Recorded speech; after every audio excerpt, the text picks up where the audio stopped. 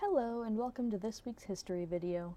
The Gateway Arch on 9th Street has been the talk of the town in recent days, with rumor of a sorely needed restoration in the works. With this Clinton landmark taking a well-deserved place in our community spotlight, now is a perfect time to review what our local papers have had to say about the arch over the years. Our first source is the 1969 Bolletino edition of the Daily Clintonian, titled Lift Projects Attuned to Little Italy Festival, which talks about all of the projects the Lift organization set in action to improve upon and honor our history as a town of immigrants. One of these such projects, and arguably the most difficult to complete, is the Arch. Lift Projects Attuned to Little Italy Festival. When the Little Italy Festival Town Lift organization was formed early in 1966, its goals were twofold. Principally, it was to put Clinton on the state tourism map by utilizing the long-established Italian influence in a gala fun festival, which it was hoped would draw thousands of visitors to the city. However, Lift planners realized that some of the Little Italy atmosphere, which had made Clinton so widely known for many years, were gone, and sons and daughters had become Americanized in this community's giant melting pot, which at one time recognized over 30 nationalities. Something must be done to preserve that heritage. The group, which represented virtually every organization in the area, agreed that in addition to the festival, a year-round program of atmosphere projects must be instituted. This was the second phase of the Lift goal. One of the first steps taken was the planting of grapevines along the city's Wabash riverfront. These flourished under the skill and loving care of Joe Airola, this year's ray of the festival. Plans for a civic fountain and bandstand were made, but much time was lost in deciding just what kind of fountain would be built. To add to the trouble, an Indianapolis firm which had agreed to erect the fountain disclosed that it would not be able to deliver.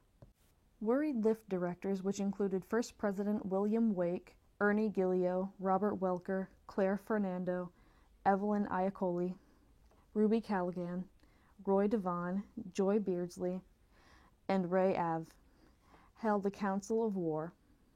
Later, Mr. Gillio, Beardsley, Welker, Wake made a rush trip to the Capitol for consultations, picking up ideas here and there.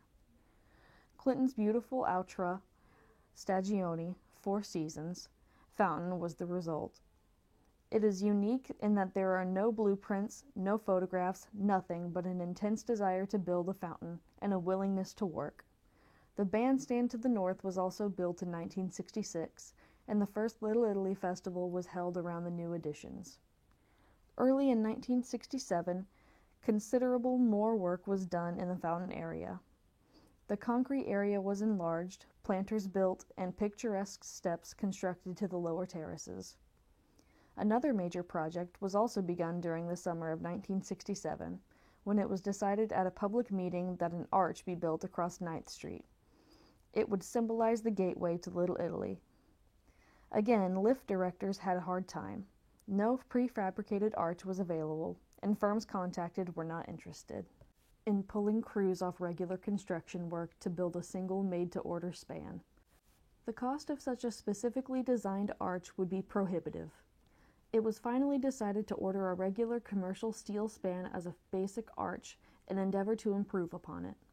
The 30-foot structure arrived just prior to the 1967 festival, and an attempt was made to get the huge girder put in place for the event.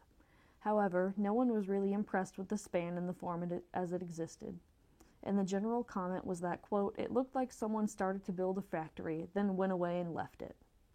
It was put on the shelf until the following year. During 1968, the arch began to take shape at Devon's machine shop under the watchful eye of Roy Devon. Various ideas were discussed as to how to camouflage the unmistakable construction beam so that it would give the appearance of a graceful arch. Eventually, it was installed, but was still far from finished when festival time rolled around. Work on the field stone planters at the base progressed slowly and did not get completed for the 1968 festival, but with some decorating, festival goers could begin to visualize it as an arch. This year, the arch was designated as a must job and given all priorities. The planters were finished, the entire structure stuccoed, and some statuary added, completing the job just days ahead of the 1969 festival. Another major construction project was begun during the spring of 1968 and rushed to partial completion before the Labor Day weekend festivities. This was the beautiful new fountain at 9th and Pike Street. Made of black granite, the fountain bears a resemblance to the Cole which was once of such vital importance to the area. It, too, is unique in that there is no other exactly like it. Although it was put in operation before the 1968 festival, the 9th and Pike Fountain was not named until this year when it was designated Immigrant Fountain, in memory of all the foreign nationalities who came to this area to work and make their homes. The property, obtained from Joe Arola, will be known as Immigrant Square, and will eventually contain an imported statue built on a base of the black granite.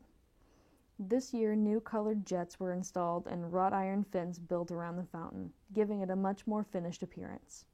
However, much more work remains to be done there. LIFT directors feel that the Atmosphere Project phase of the program is of utmost importance, and already possible new projects are being considered. Long-range planners foresee another fountain in the future, a possible lift building, and certain other acquisitions. Town program has come a long way in its brief existence. The possibilities ahead are infinite.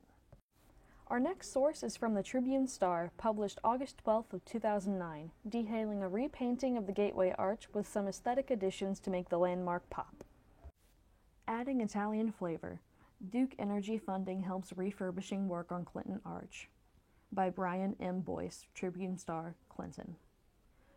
Perched on scaffolding high in the steamy Tuesday air, volunteers continued their work blasting a new face onto Clinton's 9th Street Arch. Quote, "This is going to be nice when it's done," Clinton resident and Duke Energy employee Tim Yoakum said, paint roller in hand. Duke Energy has provided funding toward the beautification of the town's archway in 9th Street. The work is to include sandblasting, paint, lighting, and flags. Quote, "We started working on it last year," Yoakum said, adding that the process has been incremental. Once complete, the U.S. and Indiana flags will be mounted and lights will be displayed, he said. Gary Del Sasso of the Clinton Lions Club said the project will add to the flavor of the town's annual Little Italy Festival. Quote, "It's been needing to be painted for quite a while," he said, standing at the ground near landscape mulch and flowers. Yoakum said the arch was constructed sometime during the 1960s. Materials for the project have cost about $1,000, he said. Del Sasso said donations are always welcome for LIFT, Little Italy Festival Town. This year's festival will be the group's 43rd and runs from September 4th through September 7th. Rick Berger, district manager for Duke Energy, said global service event projects such as the Arch are a way that the company can give back to the community, not just with a check, but with, quote, sweat equity. In July, 35 Duke Energy volunteers descended upon the West Terre Haute Community Center for a 9 a.m. to 3 p.m. day of pouring concrete and another construction work. When you walked away, you could tell how much service you did to the community center there, Berger said. Earlier this year, the company produced more than 100 walkers for the March of Dimes Walkathon, he said. It makes you proud to be part of a community that volunteers their time like that, quote. According to information provided by Angeline Protiger of Duke Energy, employees conducted 440 volunteer projects across their service territories in June, with $84,000 in grant support. Tuesday's temperatures hovered around the 90-degree mark, and Berger said he is glad volunteers stuck it out, inching closer to their completion goal of next week. Quote, "I know they tackled quite a project up there," he said of the Arch. Brian Boyce can be reached at 812-231-4253 or brian.boyce@tribstar.com. While the Clinton Gateway Arch on 9th Street and all of our other landmarks may change as the years go by, our town's devotion to honoring our past does not. Thank you for taking an interest, and thank you for watching.